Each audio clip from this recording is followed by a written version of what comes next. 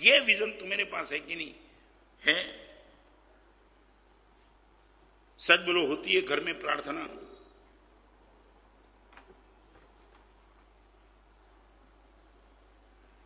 अजीत, होता है क्या?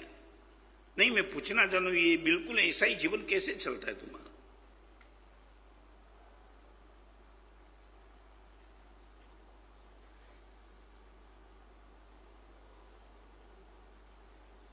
कोई जवाब?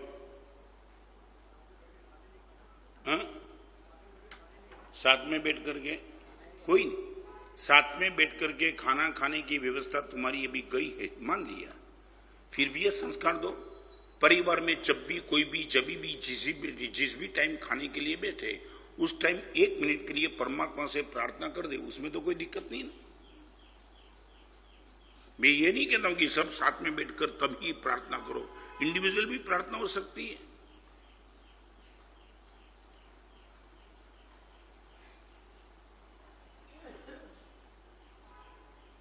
सच बोलो, ये क्यों, माने ये इतनी क्राइसिस क्यों आ गई संस्कार के क्षेत्र में?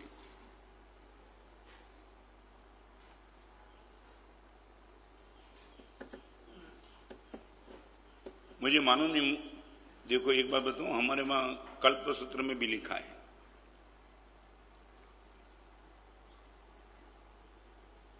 चातुर्मास कहां करना, अभी तो मैंने कर लिया, मगर आने के पहले चेक करने की जरूरत थी। वो सब लिखा है कल्पसूत्र में। साधु चातुर्मास करेगा तो कहां करेगा? जहां कुटुंब बहुत बड़ा हो,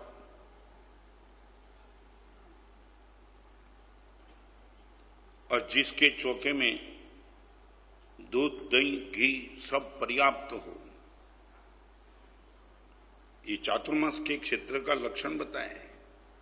साधु ऐसी जगह पे चातुर्मास करीबन नहीं करेगा जहां छोटा कुटुंब हो, चौके में खाने की आइटम छोटे कुटुंब को लेकर के बहुत कम हो, वहां चातुर्मास नहीं। मुझे मालूम नहीं, शायद ये व्यवस्था होगी औरंगाबाद में, इस एरिया में। बट एक आपको पूछना चाहता हूं, ब्लेम नहीं करना चाहता हूं, मगर एक बार आपके घर में आकस्मिक यदि 5 मेहमान आ गए तो नई रसोई नहीं करनी पड़े और वही रसोई में मेहमान का काम हो जाए, इतना भोजन होता है क्या? सबेरा सबेरा शाम का, माने आर्थिक व्यवस्था कम है इसलिए कि हृदय छोटा है इसलिए?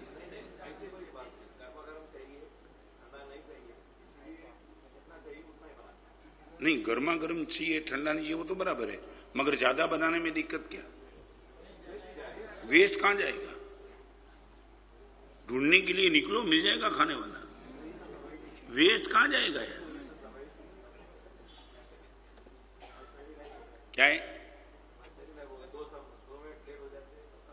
हमारी दरिद्रता का वर्णन करूं, जितने लोग इतना खाने का, और तुम खाते भी क्या हो? 2.5 रोटी, 3 रोटी खाएगा तो बीपी बढ़ जाएगा, 2 खाएगा तो चक्कर आ जाएगा, करे क्या? नहीं, तुम्हारे खाने का पेट भी तो कहां है? क्या हुआ? क्या हुआ?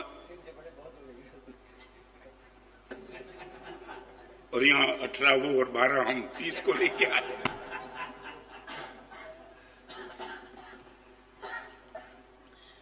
मैं गया था रतलाम में, हाँ, एक बार एक गोचरी गया था। अभी मेरे साथ एक लड़का था, उसने बोला चलो हमारे से मेरे घर, तो लगा चलो, गया क्या अजीत, जिसके उनके घर पे प्रवेश किया, देखा ना चप्पल की 30 जोड़ी, 30 चप्पल और बूट की, और लगा ये इतना समृद्ध परिवार, इतना बड़ा, 30 जोड़ी चप्पल की, दैट मीन्स इनके परिवार में कितने सदस्य हो गए। गया सीधा चौके में, सब होके 5 रोटी थी, 5, और फिर भी वो बहन बोलती हमारा से कितनी लोग, मैं बोला ये ही क्या? बोलना तो नहीं था, साधु जीवन था। बोल दिया बहन एक काम करो, 1 रोटी ले लो, 2 लिया, ठीक है। बाहर निकला तो मन में एक शंका हुई, और वही लड़का जो मुझे लेने के लिए आया था, मैंने उनको मुझे तेरा ही घर है क्या? हमारा से मेरा ही है।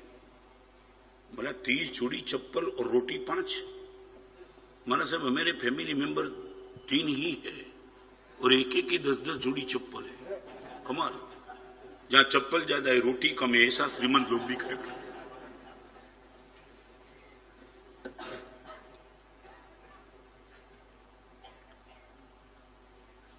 मुझे लगता है बहुत जीर्णोद्धार तुम्हारा करना पड़ेगा।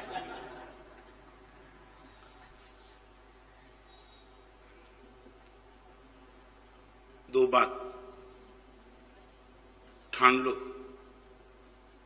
और एक एक बात का कल मैं आपको पूछूं तो आपका एक इम्प्लीमेशन होना चाहिए। गुरुदेव, आज भिखारी आया, दोपहर को 2 बजे भिखारी भीख मांगने के लिए आया, मैंने दिया मना से वो छोड़ो, इनके पैर पर मेरी नजर गई, चप्पल नहीं है। इस धूप में वो चप्पल कहां से लाएगा? और पहली बार मानस से भिखारी के पैर पर नजर गई, मेरे चप्पल दिला दिए। मैं फिर से रिपीट करना चाहता हूं, पुण्य की पूंजी नहीं होगी, सुख का माल 100% आपको नहीं मिलेगा। आज प्रवचन में 2 बात मैंने आपसे बताई, कल 3 बात और बताऊंगा।